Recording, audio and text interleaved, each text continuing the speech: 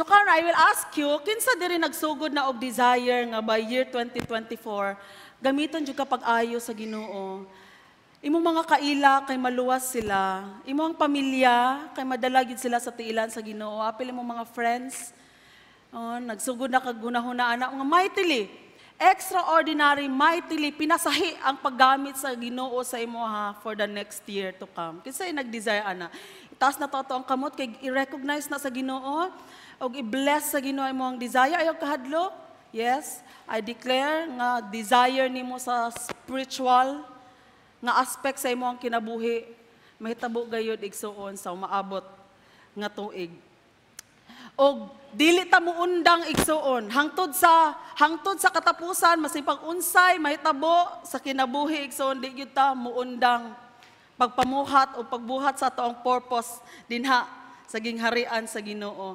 Katong mga tao dinhi nga di kay nila ma-feel kung naabot sila ana conviction, naa sila ana nga conviction, naaba sila ana nga purpose.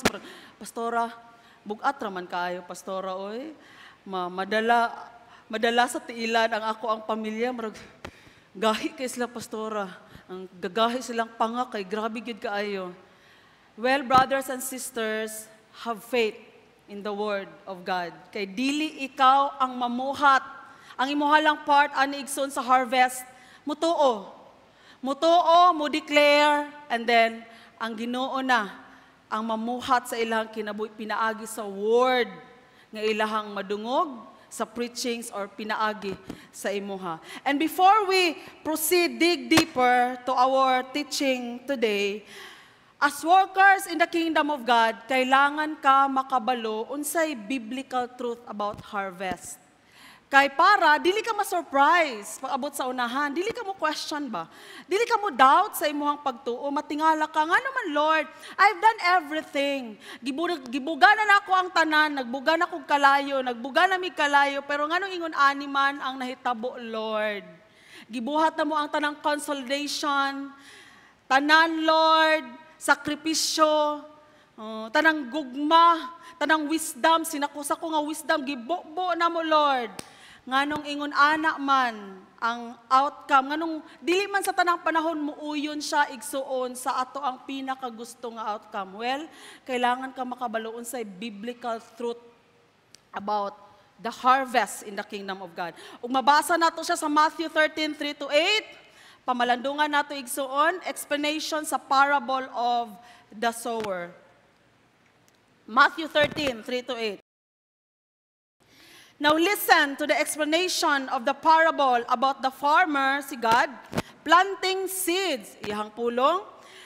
So managlahi nga naabtan sa pulong sa Ginoo igsuon, dawato nato kini, recognize nato kini na mao ni ang hitsura, mao ni ang biblical harvest.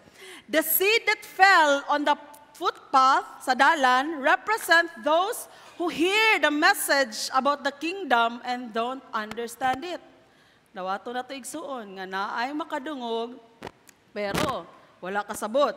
Then the devil or the evil one comes and snatches away the seed that was planted in their hearts. So sad.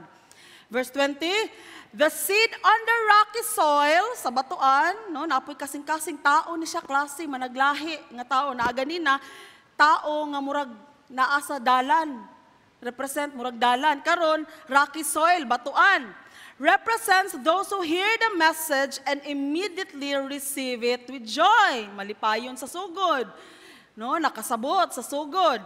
But since they don't have deep roots, they don't last long. Agoy, no, kanang kasing-kasing nga batuan, di day na magdugay, di mo lungtad. They fall away as soon as they have problems or are persecuted for believing God's word.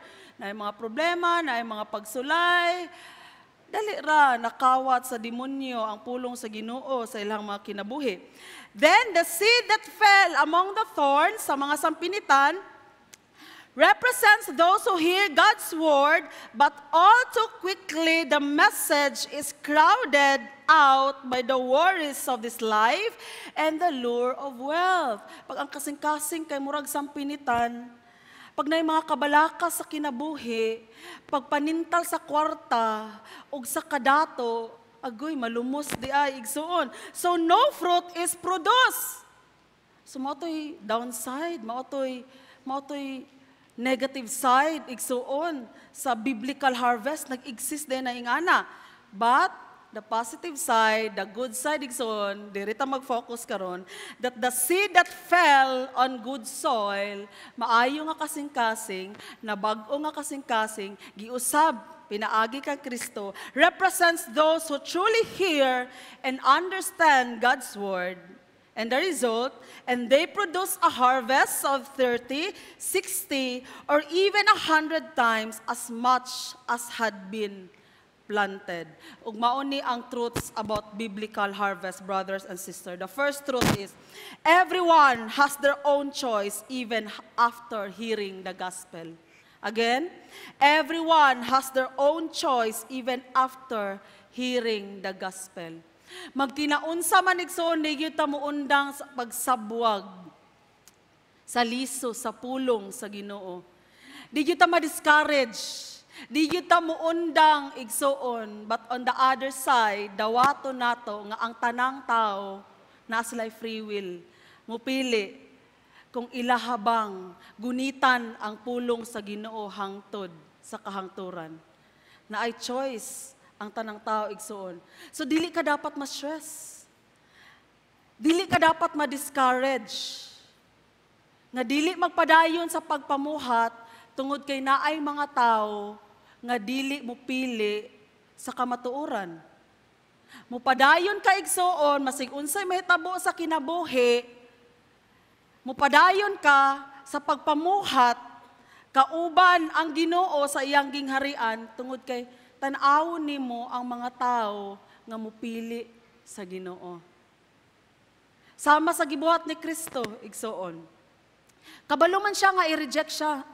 Kabalo siya nga i-abandon siya. Kabalo siya nga traidoron siya. Kabalo siya nga sa iyang mga disipulo na ay nag-exist nga Judas sa kaadlaw ni Ana. Traidoron siya. Kabalo si Jesus. Pero niundang ba siya sa iyang purpose?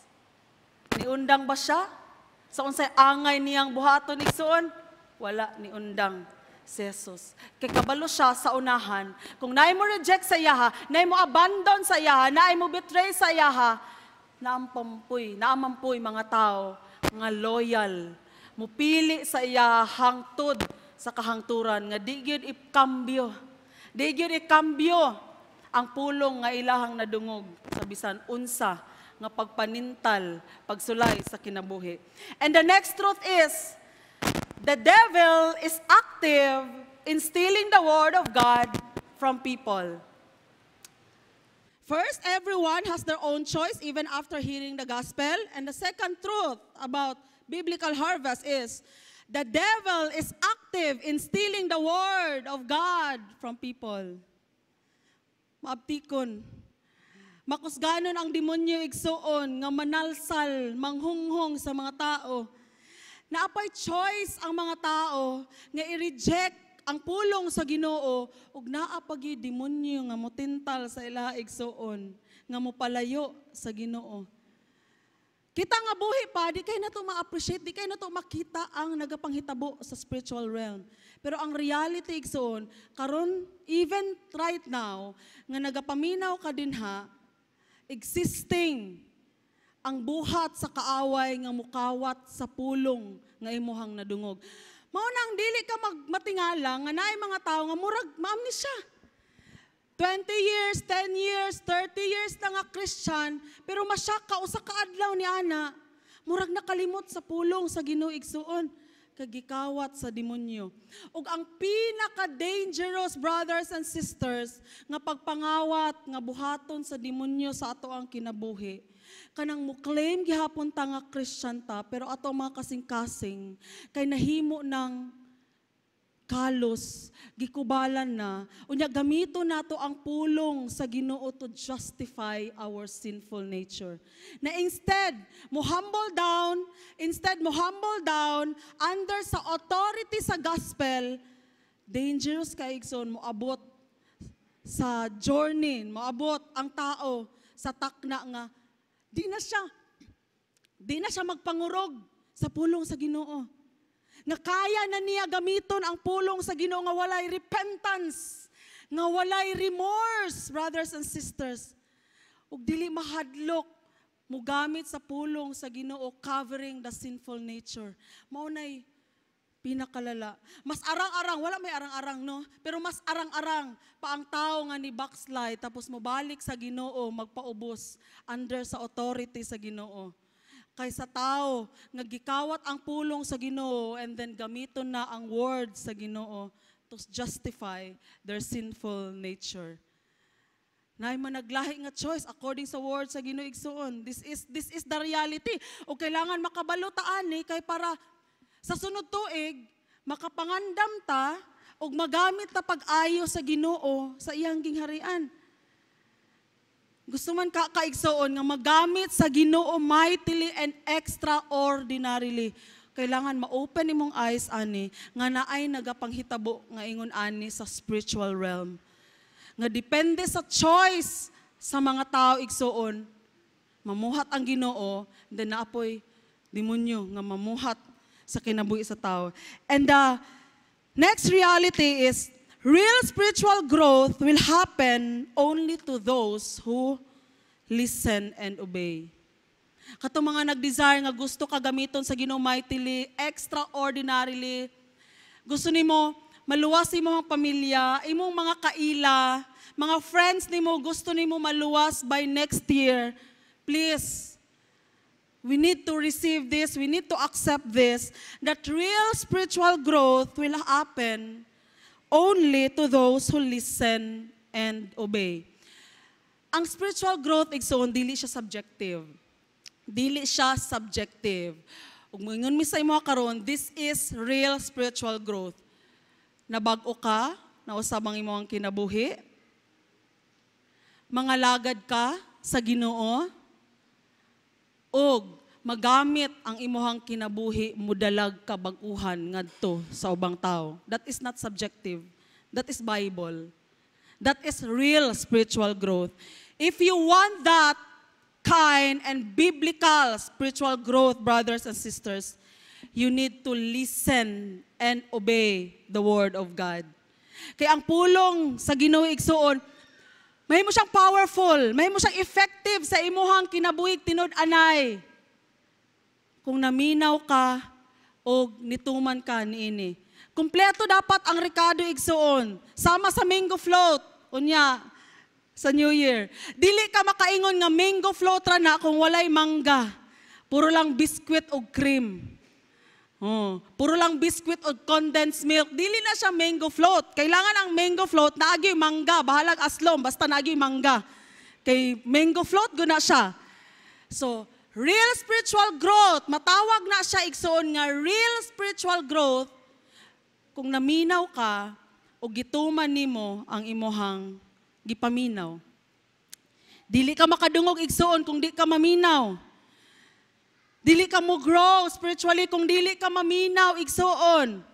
Kailangan na kay madungog. O ang imuhang nadungog, kailangan sabton o sab nimo igsoon. Sabton nimo. Sabto nimo, di lang paminaw lang. Sabta igsoon ang imuhang nadungog, og dili pwede puro lang paminaw igsoon. Dili lang pwede enough na nga nakadungog ka.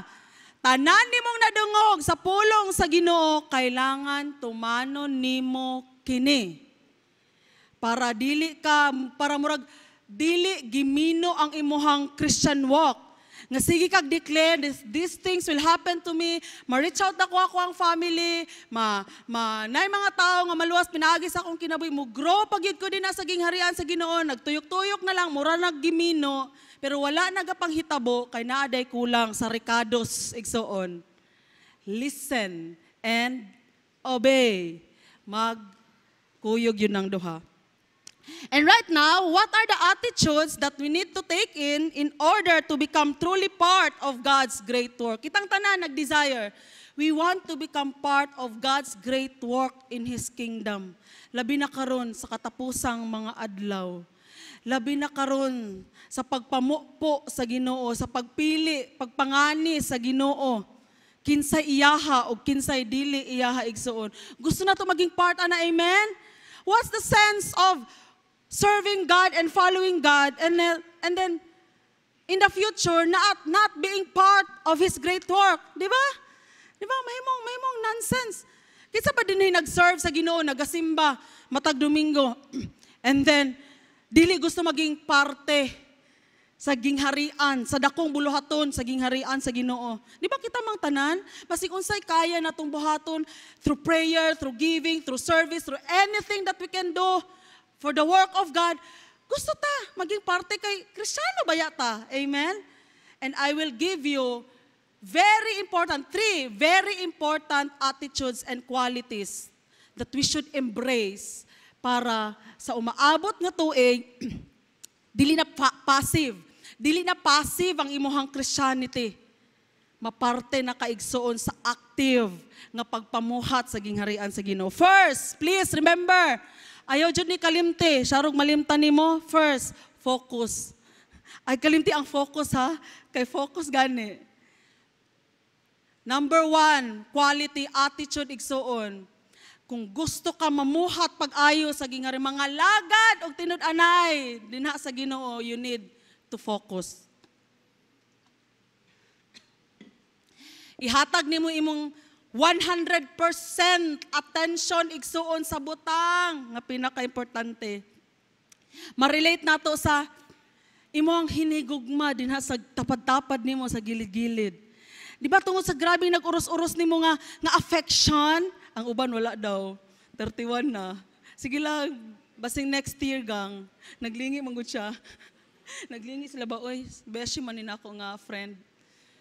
No, same ana igsoon.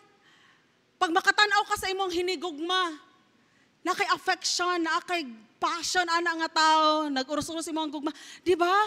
Oh, labi na tong mga first pa, katong wala pa mo gi na minyo sa una, katong una jud imong tan-aw anang tawhana na. Murag mga wala tanan no. Kasi ka relate ana, Jem, kasabot ka na Jem.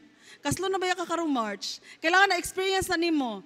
Nga karaning nakita nimo si Blanche and then murag nangawala ang tanang tao sa imong palibot. And then nilakaw siya padulong sa imuha nga wala jud ka na ulaw nga ang mga tao nagtan-aw na sa imo nga sige jud kag tutok ni Blanche. Naka-experience ka na Blanche, naging anak ka ni Jem. Oh, experience daw siya. Ing ana nga focus nga murag mga wala ang tanan. Tutok lang ka sa usa ka butang nga pinaka-importante sa imong kinabuhi igsoon. Let's read Matthew 8:21 to 22. Another of his disciples said, Lord, first let me return home and bury my father.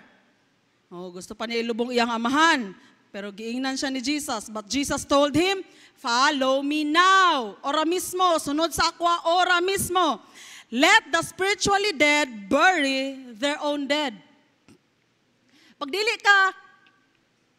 dili pa ka born again igsoon, ang mga dili pa born again igsoon, mo react ani, kagrabe ba ni ka-harsh, oy?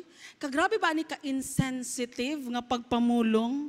Nga bahala ang mga uban dinha nga mulubong sa imuhang amahan, na ikaw kay mo follow lang jud ka kay Jesus? Murag harsh kay siya paminawon, murag insensitive kay siya paminawon. Pero igsuon, para sa mga tao nga na born again, kasabot ka sa weight, sa gibuhat ni Jesus sa cross, understandable ni para sa imo. Kasabot ka, nganong niingon si Jesus ani, nga follow me now.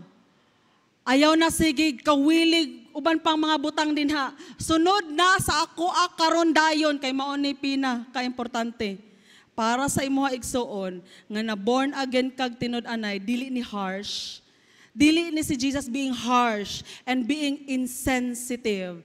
Jesus is telling you to focus on the thing that matters most in your life. God's workers should have focus or should be focused so that nganong kailangan man ka mag-focus igsuon. Nganong importante man na. Nganong kailangan man nimo i-identify. So karon mag-ask ko sa imo ha, i-identify pag-ayo unsa ka importante ang gibuhat ni Jesus sa cross. I-appreciate nag maayo, tan-awag maayo, hinuktok maayo igsoon karon on the spot. Importante ba kaayo ang gibuhat ni Jesus sa cross? Importante ba kaayo nga dili ka maglangay-langay nga imong pamilya makabalo sila sa gospel ni Jesus? Importante ba na kaayo igsuon? So now, kung tan-aw nimo, importante kaayo ang buluhaton sa gingharian sa Ginoo, kailangan ka mag-focus dinha igsuon. Ug according sa Matthew 8, mao niya ang mga rason igsuon. Makita na to, ma-experience na to, makita na to, mahimamat na to matag-adlaw nga ang usa ka mga lagad, mambubuhat, usa ka alagad ni Kristo, kailangan mag-focus first so that God's work will always matter above all things. Para sa imong kinabuhi igsuon, wala nay mulabaw nga mas importante kundi ang butang nga iya sa Ginoo. Nay nag-ingon, ang iyahadang priority kay si God first, which is correct na siya. Ikaduha, kay family daw niya. Ikatulo, wala ko'y problema na nga family nimo ang imong next nga priority. Ang ikatulo daw, diri lang nasa miigson. Kaya ang ikatulo daw niya nga priority kay ministry. Huh? Something wrong. Ngano nabulag si God og ang ministry? Kung asa si God, igsoon, mali na nga principle. God, tanang butang, family, personal life, love life, under na sa authority ni God. Ug ang ministry igsoon, dili na mo bulag kay God. Kay kung asa si God, naa dito iyang buluhaton. Naa dito ang mga brothers and sisters. Naa dito ang simbahan. So, ang ending, wrong principle will result into wrong effect. Tungod kay God, family, ministry man, so, musimba lang, anytime gusto nila musimba, and then dito ra daw sila musimba sa ilang balay, kay naaman po daw si God dito. That's unbiblical. That's unbiblical. Nga sa balay na lang ka musimba, kay naa si God dito, kay si God imo ang priority. That's unbiblical. Dili musimang ang Ginoo sa iyang pulong igsuon, nga musimba ka, nga dili ka dito lone ranger lang, tungod kay na justification nga nahigugma kapag ayo sa Ginoo, so bisag asa na ang Ginoo dito, so musimba ka anytime lang gusto nimo. That's unbiblical, brothers and sisters. God's work will always matter above all things. Mo gani nag-ingon ang pulong sa Ginoo sa Matthew 6, unaha pagpangita ang gingharian sa Ginoo ug ang iyang katarong kanita ng butang gidesign nimo for next year. Balay, love life, mapuno imo ang bank account, panalanginan ka sa Ginoo, kana tanan igsoon. Mo follow na dapat sa will sa Ginoo sa imong kinabuhi, di na sila mulabaw. And so that earthly things cannot distract you. You need to focus, brothers and sisters.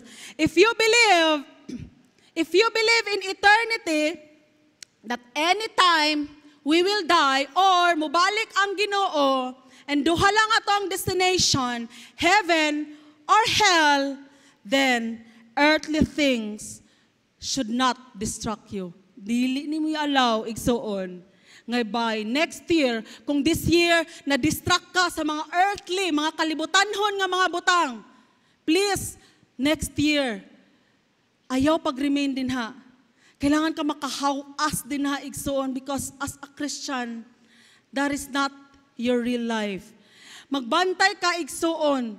Even sa mga butang nga murag maayo tan-awon, pero sa tumoy, di day siyang mutabang sa imo nga mapaduol kag maayo sa Ginoo.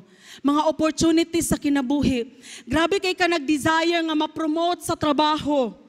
Mao lang na imong focus, ma-promote sa trabaho. Pero katong trabaho nga mo-promote sa imuha dinhi sa kalibutan, wala, dili mag-promote sa imuha spiritually. Mawala ka sa panon. Mawala ka sa pagtuo. Gwapo ka ayo tanawon. Opportunity mo ay ginadamgo nimo. Mo ay ginadesign nimo. Pero wala ni tabang sa imo igsuon nga mulambo ka sa spiritual. Na wala naman hinuon ka. Wala naman hinuon kay simba-simba, and that is not God's will. And so that we need to focus, brothers and sisters, so that Jesus' command will be our ultimate priority. Ang sugo sa Ginoo, calling nimo, purpose nimo igsuon. Pangutan ako karon, unsay imong pinaka-purpose? mo follow kay Jesus hangtod sa hangtod igsuon. Nga di gyud ka muundang mo follow kay Jesus ug mga lagad ka sa iyaha igsuon. Mao na gi-command sa Ginoo sa imuha ug mao na imong priority. Let go of negativities. Ayaw sigig entertain. Ayaw sigig entertain og mga butang or mga tao, anything or anyone that is not helping you to grow in the Lord. Jesus' command is your priority. Mo focus kag butang igsuon nga mutabang sa imuha, mo lambo ka spiritually. Mo bira sa imuha into eternal life. Dili mo destroy sa imuha. So kung this year 2023 na puno og negativity sa imong mind, nagsige kag mga basa og wrong principles sa Facebook, apil na. Oh. Sige kag follow og mga wrong principles. Sige kag kaon feed sa imong espiritu, imong kalag og wrong principles ug nahimo kang negative nga tao, wala ka ni grow sa gingharian sa Ginoo, then change it in the next year to come. You need to focus. Ang imuha lang kaunon, ang dawaton lang nimo igsuon sa imuhang kalag ug sa imong espiritu, mga butang nga mutabang sa imuha, move ug makig pamuhat sa gingharian sa Ginoo. Please remember this, we need to focus. Dita mo simang igsuon, focus ta. Unsay pinaka-importante nga butang sa atong kinabuhi as Christian. And the next thing, for you to become truly tinud-anay, tinuod jud, di lang apil-apil, tinuod jud nga mahimong parte sa buluhaton sa Ginoo. You need complete surrender. God's workers, ayaw ni pamiluki. We need complete surrender. Nag-serve ta sa Ginoo. Please, seryosohon na to ni. Kaya daghan nagnangayabo din he. Nag-serve sa Ginoo, dili pa completely surrender. Di pa completely surrendered. Pag yung totally gihatag ang kinabuhi, din na sa Ginoo, o ang, sikunsa pa ka, kinsa pa ka, pag you are not completely surrendered, pag abot sa unahan, yabog yung kaigsuon. Kaya ang tinuod ng mga laga din ha sa Ginoo, na kaisalin sa imong kaugalingon. Completely surrendered jud ka din ha sa Ginoo. In 1 Corinthians 9:26-27, ayun siya, so I run with purpose in every step. I am not just shadow boxing. Walang ko nagsumbag sa hangin, nga way kapadulngan as workers. I discipline my body like an athlete, training it to do what it should. Otherwise, I fear that after preaching to others, I myself might be disqualified. Don't feel bad about this message. Loy, grabe, pwede di ay na. Pwede di ay na nga ang usa ka magwawali. Feel good kaayo siya nga nabatbat niya ang pulong sa Ginoo nga pinamighty, pinaroaring like a lion. Pinahawod jud nga pag-explain sa word sa Ginoo, pero he is not completely surrendered. Ang ending, God will disqualify him. This is not a terrifying message for me, para sa ako nga gusto ko mahimong tinud-anay nga mga lagad sa Ginoo. I love this message. Ako ning umon. Ako nga magwawali umon ko ni. I fear that after preaching to others, I myself might be disqualified. So matag-adlaw, dapat mabago ko as magwawali.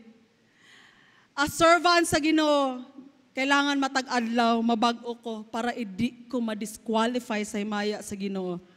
God's workers should be completely surrendered so that our flesh will be disciplined. Kailangan ta completely surrendered igsoon para kani atong unod, madisiplina ni siya. Kay kabalo ka igsoon, kana ato ang unod na ay mga takna nga gusto na mo rebelde sa Ginoo. Gusto na mo tan-aw og malaw-ay nga butang. Gusto na mo langi. Gusto na mo disappear. Mukalit lag kalami. Usahay ka ni ato ang unod, mukalit lag kagarbuso. Ug kailangan ang ato ang unod igsoon, ipapurga nato, ipapuga nato igsuon sa pulong sa Ginoo para madisiplina. Para dili iyang will ba? Dili ang iyang will ang matuman sa imo ang kinabuhi, kundi ang will sa Ginoo, brothers and sisters. And so that our flesh cannot be used by the devil as his entry point. Kay naa pa gani free will ang tao mupili og mali or maayo, naa pa gyud demonyo nga kabalo siya sa imong weakness. Kabalo siya asa ka na ay tendency nga mubigay, mo give up. Ug mubantay ka ni ana igsuon kay dinha ka banat-banatan sa kaaway. Nga imong weakness, nakita niya, kabalo siya. Nga, pag musulod ka ani, ug di ka mulikay, madayunan yung kaigsoon. Maunang, ayaw dyan pag-ingon, nga testingan lang na ako ni, bahala na mga anghel mo rescue sa kuha. Kailangan vigilant jud kay igsuon, dili jud ka kampante. Kabalo ka nga na kay weakness din ha. Kabalo ka nga sa una, ang mga red horse, kay gipaligo lang nimo, nagbathtub ka sa red horse, and then makikuyog jud kag mga tao nga pala inom. So sa may tabo. Self-kill. Mura kag nag-suicide, igsuon. Dili pag imo nang buhaton, kampante kay ka, dili ka magbantay, and then muingon ka nga bahala na mga anghel mo rescue sa ako pag unsa nahitabo dito, ay walay anghel mo rescue sa imuha. Ngano kabalo naman ka. Unsay mahiaguman nimo pero niadto gihapon ka, igsuon. Bantahi mong unod, bantahi mong weakness. Kay mo na pwede sudlan sa demonyo. Nga dili mabuhat ang dakong plano sa imong kinabuhi. Nga imo nang focus kay dinhi na sa kalibutanhon nga mabutang. We need to be completely surrendered, brothers and sisters, so that we are saved as we serve. Copy that? We are saved as we serve. You know, nahitabo nga nami gi-assign magwali og topic sa grace. And then, nidool kay pastor, og niingon, nga wala pag yun daw siya kasabot unsa ng grace. Haska na mong problema ha. Pagkada kong problema. Karon na ka nga si manaha magwali. Pastor na imuhang titulo. Wala ka kaila og grace. Nga basic man taon na as we follow Jesus. Wala kaila grace, brothers and sisters, di ka maluwas. Imposible na. That's the foundation of our following Jesus. Ang grace, igsuon. Pundasyon na sa ato ang pagsunod kang Kristo. Di ta maluwas kung wa ta kaila o grace. Ephesians 2. We are saved by grace through faith. That's our foundation. Das ka namang problemahan ni pastor. Unsaon man nato ni. Karong si manahan na magwali o grace. Tagbaw, explain si pastor sa grace. 10 years na Christian, sobra 10 years na Christian. Pastor na ang titulo. Giila-ila lang ang grace kay muwali karong Domingo. How come? How come? Halos every Sunday, ginawali na to ang grace. Asa ka ni adto? Ato mga taknaa, sa diyang ni-claim ka nga Christian ka. Paano ni mo na-claim nga Christian ka? And then, ni mo na-recognize nga makasasala ka o gigrasyahan lang ka sa Ginoo. O di ka maluwas kung walay grasya, pinaagi kay Jesus. Nga apil ang mga buutan nga tao, di sila pwede mo claim nga tungod sa ilang kabuutan, naluwas sila. Apil mga buutan nga mga tao, dili pwede mo claim na unsa na lang kung dili kaayo buutan.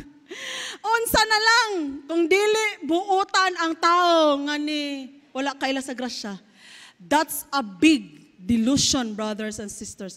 Pwede din na mahitabo nga muwali ka, mu-serve ka, na kay mga disciples pero di ka luwas. Sama sa Son of God, dinhi sa Davao. Dili na ang basis. Ingon siya, iyang followers, kay million, pero ni-claim siya nga siya ang Son of God. Brothers and sisters, as we serve the Lord, magbantay sa religiosity, magbantay sa legalism. Kung naataana, karong tuiga, di na nato dalon ang religiosity. Legalism, sunod tuig, give up nato na sa tilan sa Ginoo. Lord, mag-serve ko sa imo not to impress others. Not to feel good. And not to look good. Mo-serve ko sa imo, Lord. Kay giluwas ko nimo. Giluwas ko nimo. Hindi na ko mabayran ang imo ang gibuhat sa cross. Mao nang manerbisyo ko sa imo, Ginoo. Kay kulang pa ang ako ang kinabuhi. Ihatag para kanimo. Let's make it sure, brothers and sisters, in the end of our serving the Lord, we are qualified in the eyes of God. Remember that. You need focus and you need to completely surrender your life to become truly part in the kingdom, in God's great work. And the last thing is giving our all. Ihatag nato ang tanan. Kay dili mo dawat ang Ginoo og partial nga pagpanerbisyo. Kasing-kasing nga half-hearted. Either init ka or bugnaw ka, walay lukewarm. Nga dawaton ang Ginoo nga pagpangalagad igsoon 100%. Tibuok nimo kasing-kasing ihatag sa Ginoo. Ingnay mo katapad, giving our all. We will give our all. Ingnay mo katapad, we will give our all. In John 12:25 to 26, lami sa di nga pulong sa Ginoo. Isa ni sa ato ang namnamon. Mga preachers, ayaw ni ninyo, ayaw ni biyae, mga evangelists, mga soul winners diha, mga disciples diha, mga D-group leaders din ha. Kauna ni, ayaw kahadlok ani nga pulong kay makatabang ni sa to nga mulahutay ta hangtod sa katapusan. John 12:25 to 26, whoever loses his life, loses it. Whoever loves his life loses it. And whoever hates his life in this world will keep it for eternal. Again, namuna tabi. Whoever loves his life loses it.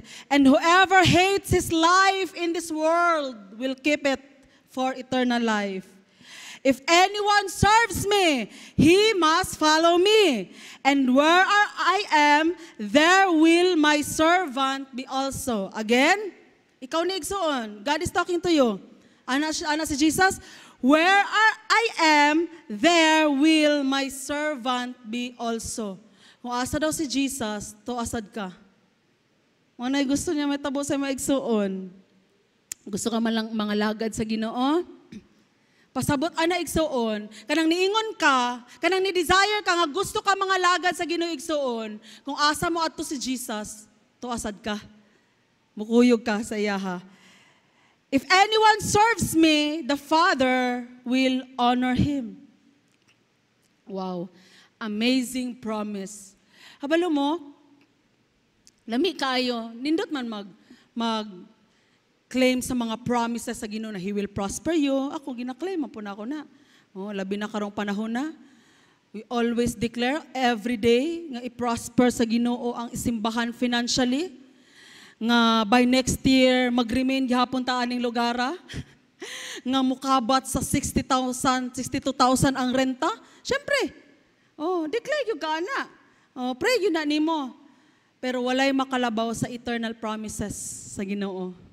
Nga pag mo follow ka sa iyaha, in the future, in His future glory, you will be with Him. So check ta brothers and sisters, in the year 2023, personal checking, asa ato ang shortcomings sa spiritual aspects sa atong life. Shortcomings, mga pagkukulang. Nagkulang ba ta sa atong devotions, meditations sa word sa Ginoo? So in the next year to come, dili na nato na pwede usabon. Kailangan ta maging uhaw, mahimong gutom sa pulong sa Ginoo kay mao na magpabuhi sa atong espiritu igsuon. Check ta din ha. Dili pwede balik-balik na lang 2023 tapulan kay mo basa sa pulong sa Ginoo. Matulog lang na walay devotion. By next year usabo na to na. No, mahimutang kugihan, magkugi kita sa pagbasa sa pulong sa Ginoo. Nabatay pagkukulang sa ato ang prayer life. Check ta na igsuon. Oh, basig taas pa to ang time, sigig basag mga nonsense sa Facebook kaysa mag-ampo, no? So next year to come, usabo na to na. Oh. Di na ta mahimong passive sa atong pag-ampo. Oh, mga prayer gatherings mahimutang maabtikon. Igsuon, mamuhat ta pinaagi sa pag-ampo kay diha magsugod tanan. Gusto ka maluwas mo ang ginikanan? Gusto ka maluwas mo mga kaila, magamit ka sa Ginoo mga lagad sa iya, maguna ka sa pag-ampo. So by next year kailangan sukad karon mulambo ka sa pag-ampo. Sa giving, igsoon, sa manimang desire sa giving. Nag-desire ba ka nga may mong faithful and generous para sa kahimayaan sa Ginoo? Then do it. Check ta, igsoon. Check ta. Tanang spiritual aspect sa pagpangalagad sa Ginoo, igsoon. Check na nimo, nangalagad ba ka sa Ginoo? Ginasimba ba nimo ang Ginoo matag Domingo? Check ka din ha. And then, we will do better for next year. Not for anyone's glory. Not for the glory of this church, but for the glory of God. God wants us to give our all so that our lives will be preserved until the end. Hala ka, kanadeng, ihatag nimo ang tanan sa Ginoo. Dili day na ang Ginoo ang maka-benefit lang, ana igsoon, dili day siyang pinaka maka-benefit, ana igsoon, ikaw day number 1 maka-benefit. John 12, our lives will be preserved until the end. Kay kung dili nimo ihatag imong 100% sa Ginoo igsoon, kabalo ka kinsay mukuha ana. Kabalo ka. Kinsay maabtikon nga mukawat sa imong potential. Sa tanang maayo nga butang nga naa ka sa imong kinabuhi, kabalo ka kinsay maabtikon nga mukawat ni anak kung dili ka 100% para sa Ginoo. Kung dili si Jesus ang Lord sa imong life, kabalo ka kinsay mag-Lord sa imong life. Kinsay mag-Lord sa imong finances, mo nang matingala ka. If you will not surrender your finances to the Lord, masyak na lang ka, nahuman ang tuig nga wa kay inipon. Nagsweldo man unta ka, gipanalanginan man unta ka sa Ginoo, naman untay mga grasya nga niabot, natingala ka, nga walay minghoy ang imong bank account. Wa ka palit og macaroni og spaghetti sa December, kay nihubas imong bulsa. Tingala ka, dili ka feel blessed nga naman unta kay trabaho, naga-income mo unta ka, kay dili si Lord ang Lord sa imong finances. Ubang area sa imong kinabuhi igsoon, kung dili ka gusto nga ang demonyo ang mo Lord din ha, nga imong kinabuhi ma-preserve until sa pagbalik sa Ginoo, then you give your all to the Lord. To the Lord. Give your all to the Lord. And the promise of God, we will live forever with the Lord and we will share in the glory of God. We will live forever with the Lord and we will share in the glory of God. Dili ing ana kaisi ang mo-follow sa Ginoo. Sayon maminaw, kaway ka effort. Dili sad easy mo sabot. Kay kailangan jud ka mag-meditate sabton jud nimo, open mo kasing-kasing, kailangan repentant ang imong kasing-kasing.